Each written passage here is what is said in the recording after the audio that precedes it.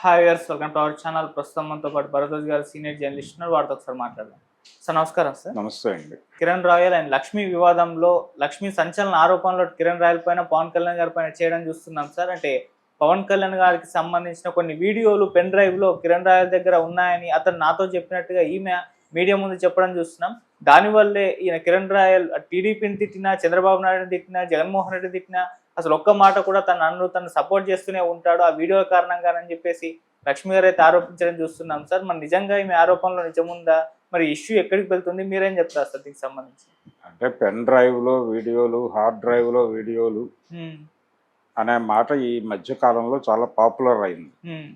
ఏది మస్తాన్ సాయి పుణ్యమా అని. అవును. సో ఆ నేపథ్యంలో ఈవిడ కూడా ఆ దిశగా ప్రయాణించినట్టుగా అర్థమవుతోంది. అంటే ఆయన వీడియోలు ఈయన దగ్గర ఉండే అవకాశం ఏముంది? అసలు వీడియోలు ఎలా లీక్ అవుతాయి? దేనికి సంబంధించిన వీడియోలు? పొలిటికల్గా ఆయన ఏదన్నా స్టాండ్ మార్చుకుంటూ ఏదైనా పర్సనల్ లెవెల్లో మాట్లాడిన వీడియోలా? అవి ఎలా షూట్ చేస్తారు పర్మిషన్ లేకుండా? అంటే అది క్రైమే. అతను వీడియోస్ రివీల్ చేసినప్పటికీ అది క్రైమే. వాళ్ళు కిరణ్ రాయల్ దగ్గర అలాంటి వీడియోస్ ఉండి ఆయన మార్కెట్లో పెడతానని బ్లాక్మెయిల్ చేసినా వారిని అరెస్ట్ చేసి చితక్కొట్టచ్చు అవకాశాలు ఉన్నాయి. ఇప్పుడు అవన్నీ ఒక రకమైన ట్రాషే.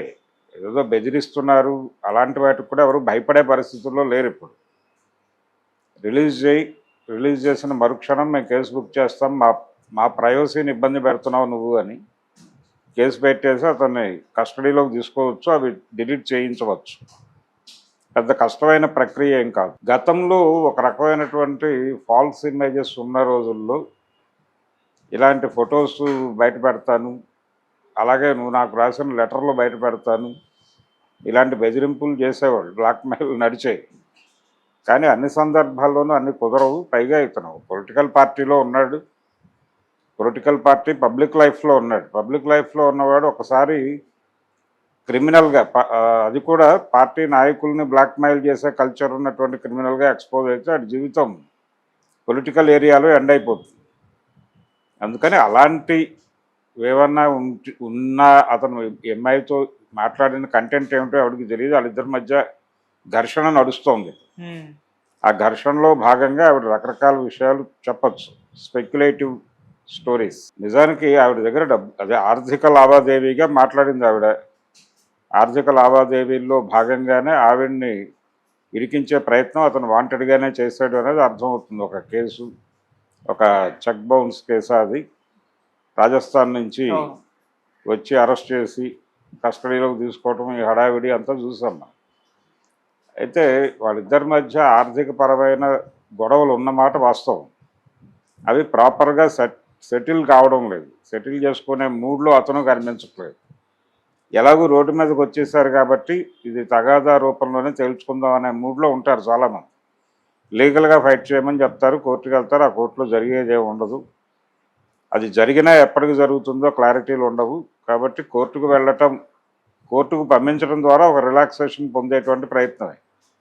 ఈ టైంలో ఆవిడ ఎన్ని ఆరోపణలు చేయగలిగితే అన్ని ఆరోపణలు చేయటం ద్వారా కొన్ని వాస్తవాలు కూడా ఉండొచ్చు ఆవిడ మాట్లాడుతున్న మాటల్లో. కొన్ని స్పెక్యులేటివ్ స్టోరీస్, అతను ఈవిడతో రిలేషన్ బాగున్న రోజుల్లో మాట్లాడిన అనేక అంశాలు ఆవిడ బ్రెయిన్లో ఎలా స్టోర్ అయి ఉన్నాయో అవి అలా బయటకు వచ్చేటువంటి సందర్భాలు చూస్తున్నాం మనం. అలా చాలా విషయాలు గందరగోళంగా మాట్లాడుతోంది ఆవిడ. చాలా అగ్రెసివ్గా మాట్లాడుతోంది, ఆవేశంతో మాట్లాడుతోంది. ప్రధానంగా తనకు అన్యాయం జరిగింది అనేది ఆవిడ గొడవ. ఆ ఫైట్లో భాగంగా ఆవిడ మాట్లాడుతున్న విషయంగానే చూడాలి పవన్ కళ్యాణ్ గారి వీడియోలు, ఈ వ్యవహారాన్ని కూడా. ఒకవేళ ఆవిడ కానీ అతను కానీ ఆ విషయం, అంటే అతను మాట్లాడాలి, ఆవిడ ఆల్రెడీ ప్రపంచం ముందు చెప్పేశారు కాబట్టి ఇప్పుడు బాధ్యత అతనిది. దానికి వివరణ ఇవ్వాల్సినటువంటి బాధ్యత ఉంది.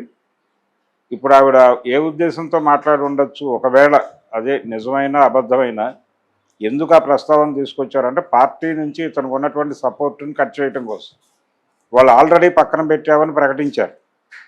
ఈ వివాదం తెగే వరకు ఇతన్ని ప్రధాన బాధ్యతల్లో మేము చూడదలుచుకోవడం లేదు అన్న పద్ధతిలో వాళ్ళు ఆల్రెడీ ప్రకటన చేస్తారు. కాబట్టి ఇప్పుడు కొత్తగా వాళ్ళ నుంచి ఏదో ఆశిస్తోంది ఈవిడ అనుకోవడం కాదు. అంటే ఈవిడ ఉద్దేశం అంటే టోటల్గా పవన్ కళ్యాణ్ బయటకు వచ్చి ఇతన్ని మందలించి ఈ విషయం సెటిల్ చేయాలి అనే మోటోతో ఆవిడ అధినాయకత్వాన్ని కదిలించే ప్రయత్నంలో భాగంగా కూడా ఇలాంటి మాటలు మాట్లాడవచ్చు. రెండోది అతన్ని కొంచెం కార్నర్ చేసి, ఎందుకంటే ఇప్పుడు ఆల్రెడీ వీడియోలో కూడా ఒకటి నడుస్తోంది మార్కెట్లో. ఈ నడుస్తున్న వీడియోల్లో చాలామంది లీక్ అవుతున్నారు. ఒక గందరగోళం నడుస్తుంది. పోలీసుల దగ్గర చాలా కంటెంట్ చేరింది. ఈ సందర్భంలో ఈ తరహా ఒకటి అంటే ఏదో సందర్భంలో అతను ఎక్కడో ఏదో మాట్లాడి ఉండొచ్చు కూడా, దాన్ని లీడ్ తీసుకుని ఆవిడ మాట్లాడుతున్నారు. రేపు అతను ఆర్గ్యుమెంట్లోకి వస్తే బలానా రోజు నువ్వు ఇలా అన్నావు కాబట్టి అది లీడ్గా తీసుకుని నేను ఇలా చెప్పాను అనొచ్చు కూడా. ఇవి అంటే ఫైట్కి వచ్చేసిన తర్వాత లాజిక్లు ఉండవు. యుద్ధం మొదలైన తర్వాత ఆర్గ్యుమెంట్లే ఉంటాయి తప్ప లాజిక్లు ఇవన్నీ పట్టించుకోరు, దాడే ఉంటుంది. ఆ దాడిలో భాగంగానే ఆవిడ తనదైన పద్ధతిలో చెలరేగిపోయి మాట్లాడింది. పవన్ కళ్యాణ్ దృష్టిని ఆకట్టుకోవడమే ప్రధానం. బిల్లు ఆకట్టుకొని ఎందుకయ్యా అమ్మాయితో గొడవ సెటిల్ చేసాయని వారి నుంచి ఒక ఫోన్ కాల్ ఎక్స్పెక్ట్ చేస్తుంది ఆవిడ. అతనికి కాల్ చేసి సెటిల్మెంట్ చేసేసి జనసేన పార్టీ పరువు కాపాడుకోవటంగా దీన్ని తీసుకుని, ఒకవేళ అలా సెటిల్మెంట్ జరిగితే అతని పార్టీలో ఆ పొజిషన్లో ఉండడు, ఆ పొజిషన్ నుంచి డ్రాప్ అవుతాడు. డ్రాప్ చేయక తప్పని పరిస్థితి. ఒకవేళ సరెండర్ అయితే, ఇప్పుడు అతని ప్రాబ్లం అదే, ఈ టైంలో కనుక ఆవిడ ముందు సరెండర్ అయితే అతనికి రాజకీయ భవిష్యత్తు ఉండదు. అందుకోసం కంటెస్ట్ చేస్తున్నాడు. ఈవిడ ప్రెజరైజ్ చేస్తోంది. ఈవిడకి డబ్బులే కావాలంటే ఇది గోప్యంగా సెటిల్ అవ్వాలి. గోప్యంగా సెటిల్ అవ్వటం కోసం ఆవిడ పార్టీని కదిలించే ప్రయత్నం చేస్తోంది. పార్టీ సెటిల్ చేసినా ఇతనికి రాజకీయ భవిష్యత్తు ఉండదు. అందుకని నిజానికి ఒక అరకత్తెరలో ఉన్నాడు అతను. బయటకు కనిపించట్లేదు కానీ అతని టెన్షన్ అతనికి ఉంది, అతని గందరగోళం అతనికి ఉంది. ఈ అమ్మాయి ఎలా డ్రైవ్ అవుతుంది, ఎటు టర్న్ తీసుకుంటుంది అనేది ప్రమాదకరమే. ఈ ప్రమాదాన్ని ఎలా హ్యాండిల్ చేయాలి అనే విషయంలో అతను కొంత గందరగోళం పడుతున్నాడు. ఏదో పద్ధతిలో ఇది కొంత ఈవిడ ఈ హడావిడి చేయటం ద్వారా మధ్యలో ఒక